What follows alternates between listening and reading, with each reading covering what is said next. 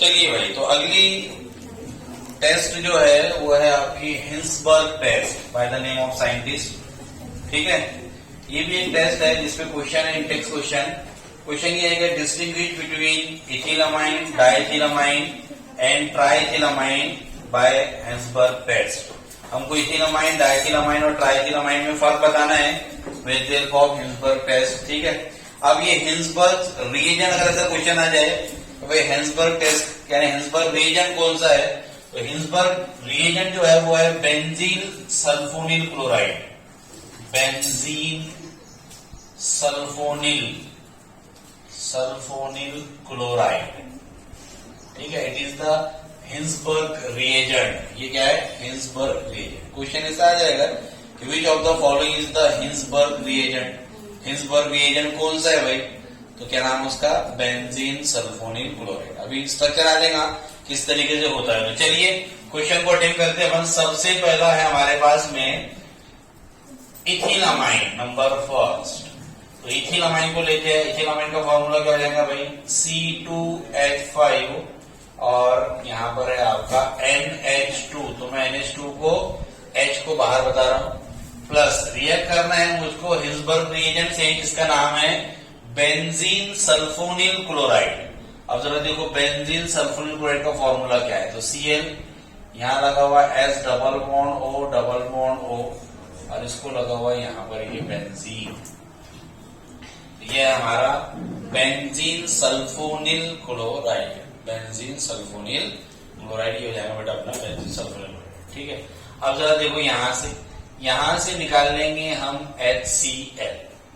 अब जैसे ही मैंने यहां से HCl निकाल लिया तो HCl निकालने के बाद में हमारे पास में यहां पर रह गया C2H5 और यहां पर है ये NH और यहां पर क्या लग जाएगा?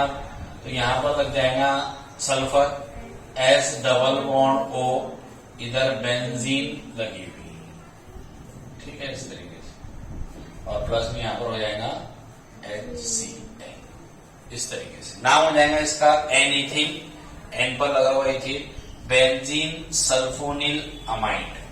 N ethyl benzene. जैसे C डबल बॉन्ड O को अपन बेटा बोलते थे, C डबल बॉन्ड O आ जाता था तो अपन उसको बोलते थे अमाइड। तो यहाँ पर S डबल बॉन्ड O है, उसको भी अमाइड पढ़ा जाएगा। तो N पे लगा हुआ इथिल ग्रुप तो मैं बोलूंगा इसको N इथिल। N पर इथिल है, बेंजीन सल्फोनिल, जो नाम ही दे रहे थे उसको अपन बेंजीन सल्फोनिल अमाइड। इस तरीके से हो जाएगा N ethyl benzene sulphonyl amide या N ethyl benzene sulphone amide, ऐसा भी बोलते हैं उसको। सल्फोनिल की जगह पे सल्फोन आ जाएगा, POHN। मैं लिख देता हूं एक बार और आपको कि यहाँ पर ये ऐसा का वैसा यहाँ आ जाएगा सल्फोन अमाइड, ऐसा भी बोला जाता है उसको। ठीक है, N इथिल बेंजीन सल्फोन। अब टेस्ट कैसी है ये? तो यहां देखो जरा, ये यहां से बॉन्ड टूटेगा और यहाँ नेगेटिव आएगा, यहाँ पॉजिटिव। जैसे इस पे पॉजिटिव आएगा ना तो ये इधर से इलेक्ट्रॉन मांगेगा। अगर यहां से इलेक्ट्रॉन मांगेगा ये नाइट्रोजन से, तो नाइट्रोजन H को यहां से बाहर निकालेगा। अगर H बाहर निकलता है तो वो एसिडिक H है। एक बात समझ में, यानी ये अगर मैं H को आपको ऐसा बता दूं, ऐसा है वो एक्चुअल में, है ना। तो अगर यहां से मैंने बोला बॉन्ड टूटा, ये गए इलेक्ट्रॉन यहाँ नेगेटिव, इस पर आया, इस पर पॉजिटिव। अगर इस पर पॉजिटिव आया तो वो क्या मांगता है पता है? यहाँ से इलेक्ट्रॉन की हेल्प मांगता है कि भाई मुझे इलेक्ट्रॉन दे दो। अब जब नाइट्रोजन उसको इलेक्ट्रॉन देगा तो वो H को बाहर निकालता है। यानी नाइट्रोजन पे इस पर प्रेशर आया तो इसने N से हेल्प मांगी, N पे प्रेशर आया तो यहाँ से इलेक्ट्रॉन लेगा। अगर वहां से इलेक्ट्रॉन लिया यानी वो इलेक्ट्रॉन वहां से मांगता नहीं है, H से बॉन्ड तोड़कर H को हकाल पट्टी कर देता और उसकी इलेक्ट्रॉन अपन ले लेता है। अगर H को उसने यहां से हकाला तो H जाएगा ऐसा H+ के फॉर्म में। H+ का निकलना यानी एसिडिक H का निकलना, एसिड यानी H निकल रहा है हमारे पास, एसिड निकल रहा है। ठीक है, तो रीजन यही है डिस्टिंग्विश करने का। ठीक है, रीजन क्या है? रीजन ये है आपका कि भाई ये वाला one N ethyl benzene sulphonyl amine having the acidic hydrogen, therefore it is dissolve in alkali base. Acid है इसलिए बेस में क्या हो सकता है? डिसॉल्व। तो तो ये डिस्टिंग्विश करने का रीजन है। ये बातें नहीं भी याद रखे कैसा हो रहा क्या जा रहा, तो उससे कोई मतलब नहीं अपने को। रीजन तुमको यहाँ पर ये याद रखना है कि जो आपका इथिल अमाइन से रिएक्शन करने पे जो मिल गया ना N ethyl benzene sulfonic amide, अपन लिखेंगे इसको क्या, इट हैज, इसके बाद में क्या है, एसिडिक हाइड्रोजन यानी H+ है। Therefore hence it is soluble या डिसॉल्व इन अल्कली। अल्कली यानी बेस यानी NaOH, KOH वगैरह, इसमें ये क्या हो जाता है, सोल्यूबल हो जाता है। समझ में आ गया पहला। अब अगर आगे देखिए अपन इसको रिएक्शन सेम डाइथिलामाइन, तो C2H5 बाय क्या हो जाएगा 2 और यहां लग जाएगा हमारा NH+। सेम रिएक्ट कर लेंगे ClS डबल बॉन्ड O और यहां लग जाएगा बेंजीन।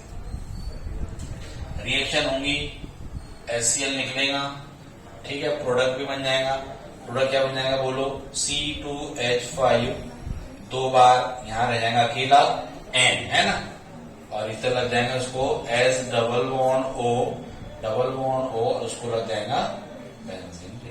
इस तरीके से रिएक्शन समझ में आ गई। रिएक्शन तो एक ही पैटर्न है। नाम हो जाएगा बोलो क्या भाई, बोलो NN diethyl benzene sulphonyl amine, हो जाएगा पूरा ही नाम जैसा का वैसा, ठीक है। अब जरा देखिए कि भाई ये प्राइमरी और सेकेंडरी, यानी ये वाला जो अमाइन था वो प्राइमरी अमाइन था 1 डिग्री, ये वाला जो अमाइन है वो 2 डिग्री, ठीक है। अब 1 डिग्री तो क्या था, अल्कली में सोल्यूबल था। क्यों था सोल्यूबल अल्कली में, क्योंकि उसके बाद में क्या था, एसिडिक हाइड्रोजन था, एसिड था, तभी तो बेस में, अल्कली यानी बेस, अल्कली यानी क्या बेटा, बेस, तो ये तभी तो बेस में सोल्यूबल हो गया। क्या हमारे पास में यहाँ पर NN diethyl benzene sulphonyl amide के पास में एसिडिक H है क्या, है क्या, नहीं। क्या ये सोल्यूबल होगा, नहीं। तो ये रीजन है दोनों में डिस्टिंग्विश करने का। तो हम यहाँ बोलेंगे यानी N diethyl benzene sulphonyl amide does not having acidic H, इसलिए क्या होगा, इनसोल्यूबल इन अल्कली, इसलिए ये अल्कली में बेस में क्या हो जाएगा, इनसोल्यूबल हो जाएगा। समझ में आएगा सभी को। तीसरी वाली रिएक्शन नंबर 3 किसके साथ में, 3 डिग्री अमाइन, क्या ले लो एग्जांपल, C2H5 बाय 3 और यहां लग गया N ट्राइथिल वाला, रिएक्ट करेंगे ClS डबल बॉन्ड O, इसको लगी हुई है यहाँ पर बेंजीन। बोलो भाई क्या रिएक्शन होगी, नो रिएक्शन, है ना। क्यों भाई, हाइड्रोजन ऑक्सीजन, पता ही आपको रीजन, चलो नोट करो। हाँ, तो इंटेक्स क्वेश्चन है भाई, write down the reaction of paratoluene sulfonyl chloride with diethylamine. तो यही है वो, बस क्या किया अपन ने, पैरा पोजीशन पे CH3 लगा दिया, क्योंकि बेंजीन को CH3 लगाते तो टोलिन हो जाता था, इसलिए हो जाएगा पैराटोलुइन, वही प्रोडक्ट हो जाएंगे जैसा का होता है। बस समझ लो क्या एक्स्ट्रा आ गया, पैरा पोजीशन पे ये 1 पोजीशन, ये 4, तो 1 से 4 पोजीशन पैरा होती है, पैरा पर आ गया CH3 लगाया टोलिन, तो ये रिएक्शन हो गई पैराटोलुइन, ठीक है, कर दो।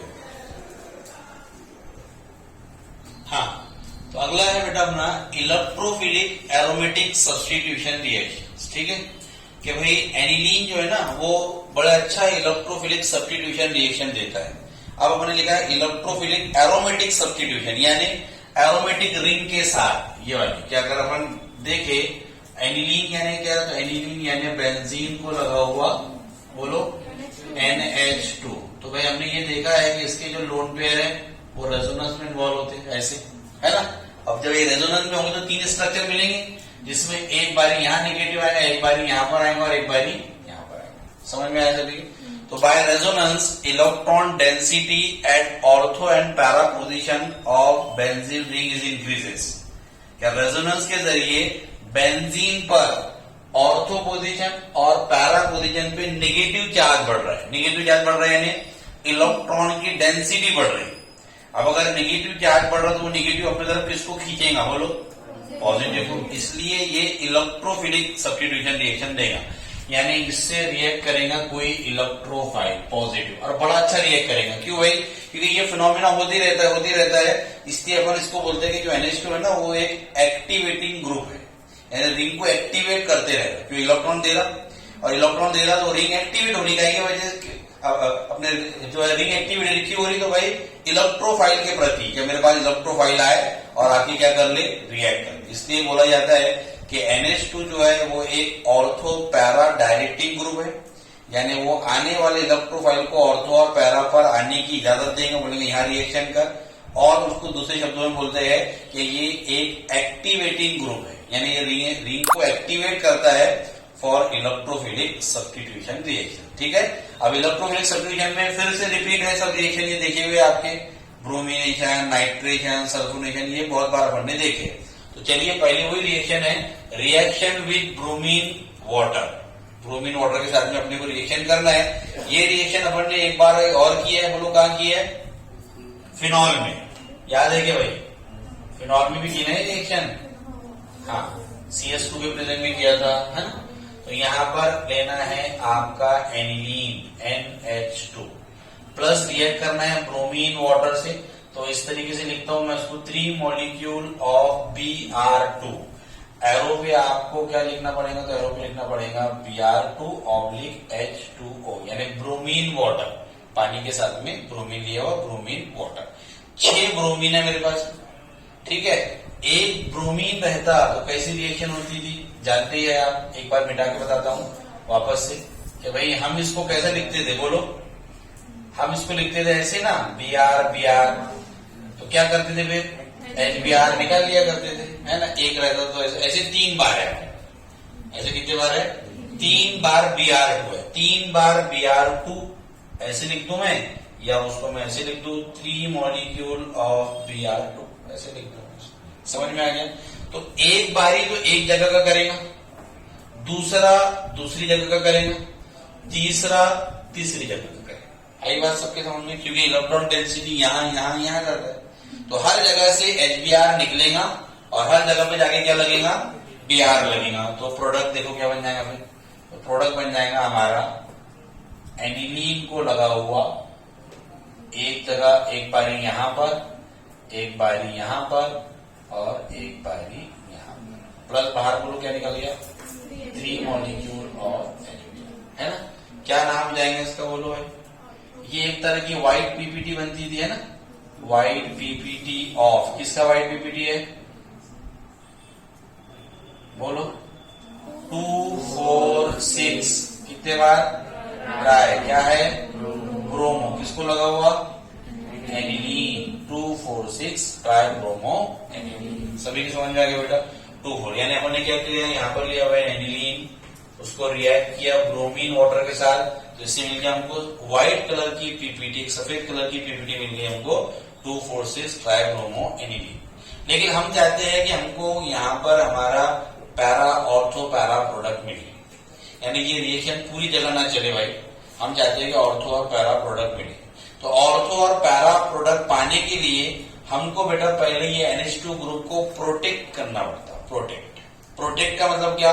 प्रोटेक्ट का मतलब कि उसको ऐसे ग्रुप से रिएक्ट करवा दो कि वो उस ग्रुप के लगने से अपने लोन पेयर को बेंजीन पे ना दे सके, रेजोनेंस में ना घुमा सके। अगर रेजोनेंस में नहीं घुमाया तो हमारा ग्रुप प्रोटेक्ट हो गया।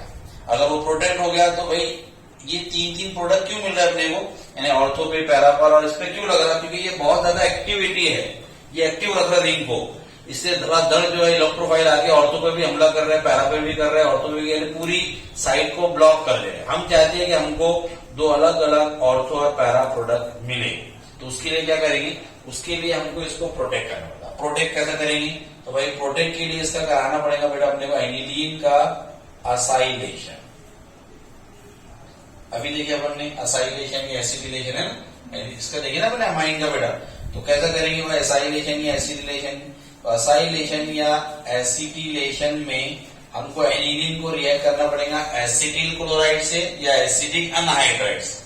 तो बुक में एसिटिक अनहाइड्राइड दिया तो मैं अनहाइड्राइड ले लेता हूँ, आप एसिटिक क्लोराइड से भी कर सकते हैं, कोई प्रॉब्लम नहीं है। ठीक है, ये कर लिया भाई अपन ने। चलिए अब यहां से क्या हो जाता था आपको पता है, ये पूरा बाहर निकल जाता था, जब ये पूरा बाहर निकल जाएगा तो देखो जरा यहाँ पर इस तरीके से बन जाएगा। इसको लग जाएगा यहाँ पर C सॉरी N और H भी है एक NH और यहाँ लग गया C डबल बॉन्ड और यहाँ हो गया CH। ये अमाइड है, ठीक है, इसको एनालाइड का एसिड एनालाइड, एसिड एनालाइड ऐसे बोलते हैं, एसिड एनालाइड।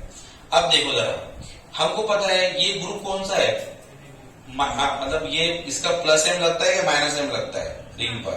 अपन ने देखा है, सीखा है, X जुड़ा हुआ Y डबल बॉन्ड से, उसका माइनस लगता है M। क्यों लगता है? क्योंकि जब ये बॉन्ड टूटेगा तो कार्बन पर प्लस आएगा, ऊपर माइनस। अगर कार्बन पे प्लस आएगा तो ये इससे हेल्प मांगेगा नाइट्रोजन से। अगर ये नाइट्रोजन से हेल्प मांगेगा तो नाइट्रोजन जो लोन पे रिंग में घुमा रहा था वो हो जाएगा ब्लॉक, प्रोटेक्ट। उसको हेल्प करना पड़ेगा कार्बन की, यानी अपने लोन पर कार्बन को डोनेट करना पड़ेगा, जिसके वजह से इसका डोनेटिंग पावर कम हो गया। पावर कम होने की वजह से जो रिएक्टिविटी बढ़ रही थी ऑर्थो और पैरा पोजीशन पे वो कम हो गई। अब जाकर हम इसको रिएक्ट कर लेंगे हमारे Br से, Br2 से। तो अब हमको जो प्रोडक्ट मिलेगा वो प्रोडक्ट मिलेगा बेटा अपने को ऑर्थो और पैरा प्रोडक्ट दो अलग अलग। ये हो जाएगा हमारा। अच्छा, इसको हटाना भी अपने को साथ में, तो इसको H प्लस से रिएक्ट कर देंगे यहाँ पर H2 वगैरह से, H2 से करेंगे H2O। तो H2 को लिखता हूं मैं OHH, तो मैंने इसको OHH लिख दिया। अगर तो यहां से ये तुम्हारा बाहर चला जाएगा, समझ में आ गया। CH3C double bond OH, acid बाहर चला गया, H बचा तो NH को जाकर लग जाएगा तो NH2 हो जाएगा, यानी हमारा एल्डिन वापस आ गया। हमने सिर्फ प्रोटेक्ट किया था उसको काय के लिए, ताकि अपन Br को ऑर्थो और पैरा पोजीशन पे लगा सके। एक बार यहां लगा सके प्रोडक्ट में और एक बारी पैरा पर लगा सके। तो ये NH2 एज इट इज, यहाँ पर भी NH2 एज इट इज। अब वो जो लिए थे अपन ने वो CH3C डबल बॉन्ड OH बाहर। समझ में आ गया सभी को। तो ऑर्थो ब्रोमो एनिलीन और पैरा ब्रोमो एनिलीन, जो दो प्रोडक्ट बन जाएंगे।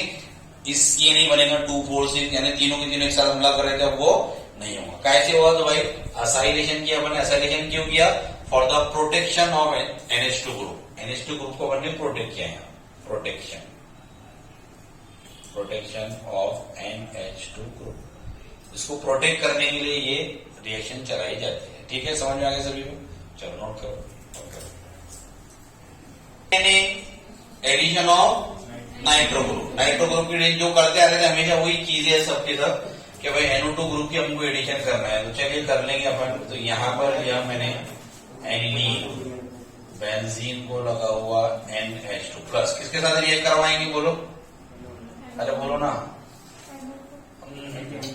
कितने बार आपको बोला बेटा कि याद रखो, नाइट्रेटिक मिक्सचर यानी HNO2 नाइट्रिक एसिड, और साथ में एरो पर क्या लेते थे? Concentrated H2SO4। यही तो तरीका था नाइट्रेशन करवाने का हर बार। नाइट्रेटिक मिक्सचर, नाइट्रिक एसिड HNO3 और कॉन्संट्रेटेड H2SO4 सल्फ्यूरिक एसिड, ये लिया जाता है बेटा। अब जरा देखो, यहां से ये प्रोडक्ट, ये पानी बाहर निकलता था अपने को पता है। अब यहां से निकलेगा एक बारी यहां से भी निकलेगा, ठीक है। लेकिन एक्सेप्शनली यहां पर एक चीज और होती है, क्या? कि एक प्रोडक्ट यहां से भी होगा। ऐसा क्यों? तो समझाता हूं, पहले लिखने दो प्रोडक्ट। भाई एक तो प्रोडक्ट आपको ये वाला मिल गया, जो मेजर प्रोडक्ट होगा NH2 और ये NO2 पैरा प्रोडक्ट, 57% ये वाला मिल जाता है, ठीक है। उसके बाद में दूसरा प्रोडक्ट हो जाएगा आपका मेटा प्रोडक्ट NH2 और यहां पर हो जाएगा आपका NO2, ये मिल जाएगा आपको 47, ठीक है।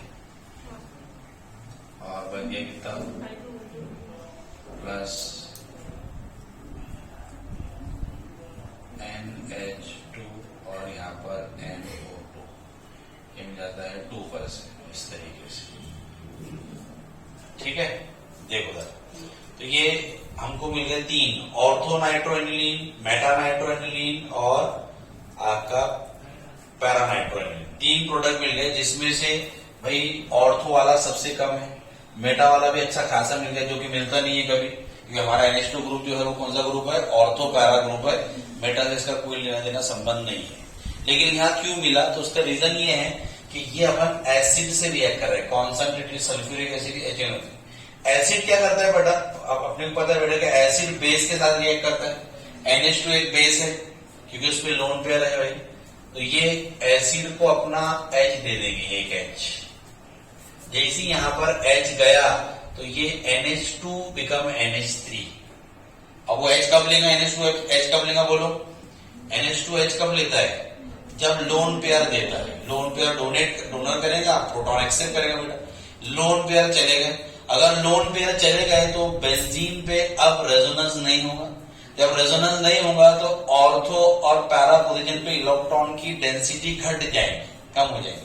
अगर इलेक्ट्रॉन की डेंसिटी वहां कम हो गई तो जो आने वाला इलेक्ट्रोफाइल है वो मेटा पोजीशन पे अटैक कर देगा, इसलिए यहाँ पर मेटा प्रोडक्ट भी मिलता है। बात समझ में सभी को। अब अगर हम चाहते हैं कि हमको मेजर प्रोडक्ट हमारा मिले पैरा वाला, तो उसके लिए अगेंस्ट NH2 को प्रोटेक्ट करना पड़ेगा। प्रोटेक्ट करने का तरीका वही है हमारा, असाइलेशन करके,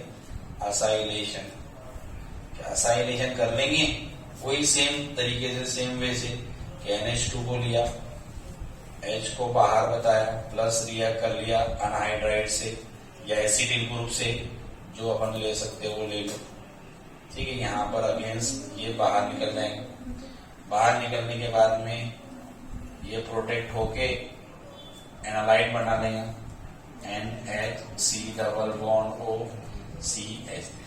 अब जब ये हो गया फिर अब अपन रिएक्ट करेंगे अपना HNO2 से और एरो पर कॉन्सेंट्रेटेड H2SO4, ठीक है। अब जाकर जो मेजर प्रोडक्ट निकलेगा यहाँ से ये पैरा वाला मिलता है। अब इसको हटाना है तो इसको हटाने के लिए चलो पहले बना के हटा सकते हैं कि ये कर लिए भाई, ये ऐसा का वैसी था, NHC double bond O CH3, यहाँ पर लग गया NO2। इसको हटाना है तो उसका हाइड्रोलिसिस करवा लो, HOH पानी यहाँ से निकल गया और हमारा फाइनली NO2 और यहाँ पर लग के NH2 और इधर acidic acid CH3C double bond बाहर निकल जाएगा, यानी ये मिल जाएगा मुझे para nitro aniline as a major product. यहाँ पर कौन कौन से मिले थे, ऑर्थो नाइट्रो मिल गया था, ऑर्थो नाइट्रो एनिलीन है ना, ये मिल गया था मेटा नाइट्रो एनिलीन और ये मिल गया था पैरा नाइट्रो एनिलीन, ठीक है। तो अगर हमको बनाना है, सिर्फ वही क्वेश्चन पूछेगा तो हमको डायरेक्ट बोला तो कुछ नहीं करना, ये रिएक्शन करना है, लेकिन इसमें नाइट्रोजन में ये नहीं पूछेगा, नाइट्रोजन में पूछेगा तो यही वाला पूछेगा कि how will you prepare para nitro aniline जो है फ्रॉम एनिलीन, एनिलीन से आप कैसे बनाओगे, तो हमको ये एसाइलेशन वाली प्रोटेक्ट करते हुए उसको लेके चलो, ठीक है। इसका नाम एसिडिक एनहाइड्राइड है, एसिडिक एनहाइड्राइड, इसका नाम भी लिखाया था मैंने, एसिड एनालाइड, एसिड एनालाइड, ठीक है, बन जाएगा उस तरीके से प्रोडक्ट। चलो कर लो। तो आखिरी रिएक्शन है बेटा अपने पास में sulphonation, addition of sulpho group. तो सल्फोनेशन यानी addition of sulpho group, sulpho group में क्या करेंगे, H2SO4 के साथ में अपन रिएक्शन करेंगे। स्टॉप कट हो जाएगा वो। चलो देखिए फिर, तो सल्फोनेशन में H2SO4 के साथ में उसको रिएक्ट किया जाएगा। क्या करेंगे भाई, पहले तो एडिशन रिएक्शन, क्यों, क्योंकि ये एनिलीन एक बेस है और कॉन्सेंट्रेटेड ये सल्फ्यूरिक एसिड है, सल्फ्यूरिक एसिड। तो एसिड ने बेस को देखा, बेस ने एसिड को देखा, आंखों में सॉल्ट बन गया, तो ये सॉल्ट बन जाएगा आपका। एडिशन रिएक्शन कैसे, तो यहां से एक H जाएगा NH2 के पास, NH2 के पास में H गया तो हो जाएगा NH3 पॉजिटिव और यहाँ बन जाएगा HSO4 नेगेटिव। एक H गया इसलिए नेगेटिव आ गया, इसमें तो ये बन गया पॉजिटिव नेगेटिव सॉल्ट। इसको बोला जाएगा एनिलीनियम हाइड्रोजन सल्फेट, सॉल्ट बन गया। क्या करें तो भाई 458 पे तो 473 केल्विन पर हीट करें, तो हीट करने से यहां से वाटर बाहर निकलेगा। जरा देखो वाटर कैसे बाहर निकलेगा, तो ये जो SO4 है यहाँ का एक ऑक्सीजन बेटा, ठीक है। और यहाँ के ऑक्सीजन से के बाद में यहाँ का एक हाइड्रोजन, और ये जो NH3 के पास में एक्स्ट्रा H3 वाला गया था, H वो वाला, यानी ये एक हाइड्रोजन ये दो, और यहाँ का ऑक्सीजन ये हो गया -H2O। तो अब NH3 के पास क्या H गया तो वो हो गया NH2, यहां से SO4 का O चला गया तो हो गया SO3, और ये H जैसा का वैसा तो SO3H। समझ में आया सभी को? यानी वाटर बाहर निकले, एक बार फिर से देखो क्या हुआ भाई, यहां से तो यहां का एक ऑक्सीजन बेटा, NH3 का एक H और यहाँ का H, यानी दो हाइड्रोजन एक ऑक्सीजन वाटर बाहर, तो यहाँ का H गया तो यहाँ हो गया NH2, ये नॉर्मल कंडीशन में आ गया। यहाँ पर बच गया HSO, 4 में से एक हो गया तो बच गया 3, तो ये हो गया SO3H। इस तरीके से मतलब ये भी SO3H ही है, आपका एडिशन है तो अपन किधर भी बदल सकते हैं, लेकिन यहाँ वैलेंसी के हिसाब से बराबर बताया गया। इसका नाम हो जाएगा सल्फेनिलिक एसिड, सल्फेनिलिक एसिड। ठीक है, अब उसको क्या कहते हैं सल्फेनिलिक एसिड। यहाँ पर ये एक यहाँ पर बेसिक ग्रुप है बेटा, अपने पास में बेस है, और ये एक एसिडिक ग्रुप है। तो ये एसिड और बेस एक ही कंपाउंड में आ जाए तो ये क्या करेंगे, अपने नेचर बताएंगे। क्या नेचर बताएंगे, तो ये जो बेस है बेटा ये अपने लोन पेयर देके H को ले लेगा, है ना, base proton acceptor, acid proton donor. तो अगर इसने अपना प्रोटॉन डोनेट कर दिया, इसने एक्सेप्ट कर लिया, तो ये NH3 हो गया, इस पर आ गया प्लस, इस पर आ गया माइनस। इसको बोलते हैं डायपोलर आयन। डायपोल दो बन गए ना, दो पोल, तो डायपोलर आयन। और डायपोलर आयन को ही बोलते हैं बेटा ज़्विटर आयन, ZWITTER, ज़्विटर आयन। ठीक है, एक बारी और आएगा ज़्विटर आयन, अमाइनो एसिड जब पढ़ाऊंगा तुमको मैं, ठीक है, बायोमोलिक्यूल्स में। तो दो बार है अपने को zwitterion. What is zwitterion? Zwitterion यानी भाई the compound consist of both acidic और बेसिक ग्रुप। ऐसे कंपाउंड जिसमें एसिड भी हो बेस भी हो, they form the dipolar ion, वो अपने डायपोल बना लेते हैं, and that dipolar ion is called as the zwitterion. जैसे यहाँ पर एसिड और बेस के दो पोल बन गए, एक ही कंपाउंड में एसिड और बेस है, तो इसको ज़्विटर आयन कहा जाता है। ठीक है, तो ये इंपॉर्टेंट रिएक्शन हो गई आपकी सल्फोनेशन वाली, क्योंकि यहाँ पर ज़्विटर आयन बनता है। पूरी केमिस्ट्री में दो बार ज़्विटर आयन पढ़ने को मिलेंगे, एक बार यहाँ पर, और अगली बार पढ़ेंगे अपन बायोमोलिक्यूल्स पढ़ाएंगे, तो उसमें अमाइनो एसिड में भी ज़्विटर आयन बनने को मिलता है। ठीक है, तो चलिए आज का यहीं रोक देते अपन, कल इसके आगे से देखेंगे, कल टॉपिक फिनिश हो जाएगा। Okay, bye.